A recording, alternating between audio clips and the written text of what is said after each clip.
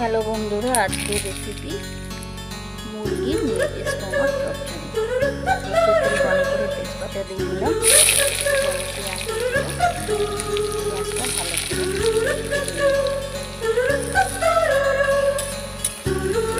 পেঁয়াজটা ভালো পেঁয়াজটা ভাজা হয়ে গেছে।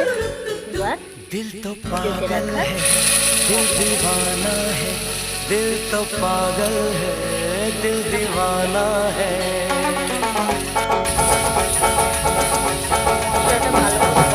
पहली पहली बार मिलाता है यही, सीने में फिर आग लगाता है।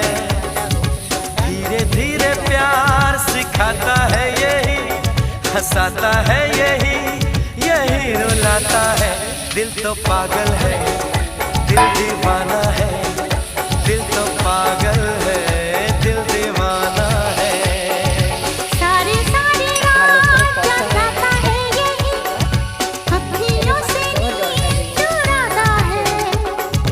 सच्चे झूठे ख्वाब दिखाता है यही, हंसाता है यही, यही रुलाता है। दिल तो पागल है, दिल दीवाना है, दिल तो पागल है, दिल दीवाना है।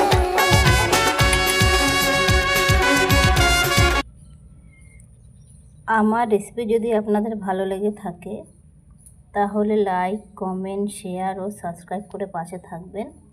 দেখা হচ্ছে পরের ভিডিওতে।